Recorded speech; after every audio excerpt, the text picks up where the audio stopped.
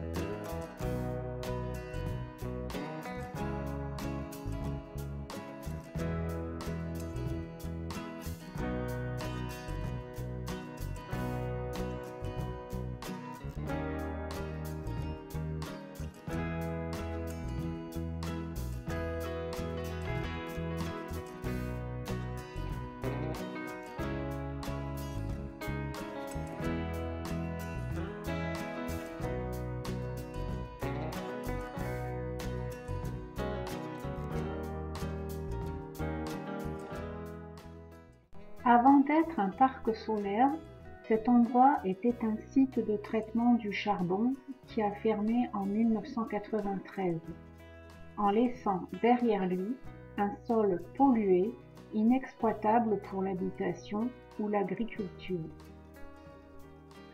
Ce parc photovoltaïque a donc donné une seconde chance à ces terrains.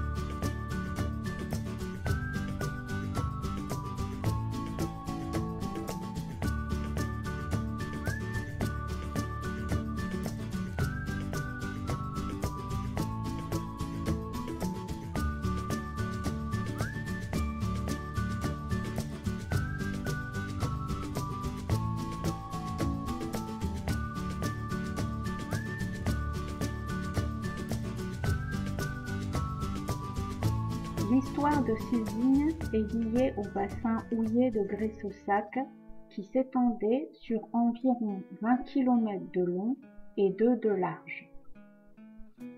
Nous sommes ici sur le mont Sénégra où il y avait une mine de charbon dite en découverte, c'est-à-dire que la mine était exploitée à ciel ouvert. Cette carrière fut l'une des dernières exploitées dans le bassin. La concurrence étrangère et le choix du nucléaire conduiront à la fermeture définitive des mines. Dans les années 90, une réhabilitation des sites est alors engagée et la carrière de Sénégra est remblayée. Des mineurs se reconvertissent dans la viticulture et les vignes en espalier que vous voyez ont été plantées à cette époque.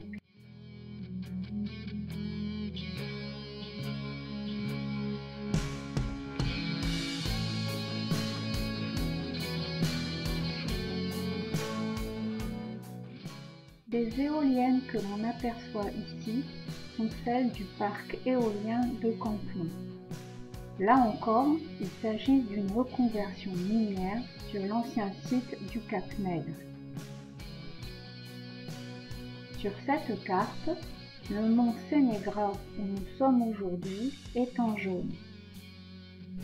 Les ronds noirs représentent les mines du Bousquet d'Orbe et on aperçoit également les grands courants de transport du charbon qui partaient des mines vers l'usine de traitement Laborie le Carreau de B. C'est à cet endroit qu'est installée la ferme photovoltaïque que nous avons vue tout à l'heure. En tiré, on voit les principaux axes souterrains qui permettaient d'acheminer le charbon grâce au chemin de fer.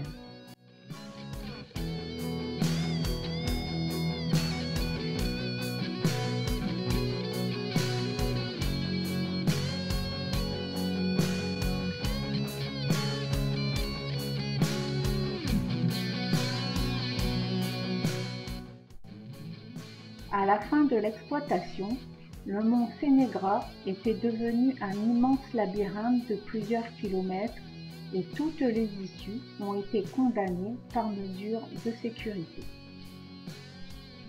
À partir des années 50, le mode d'extraction change, fini les galeries et les puits.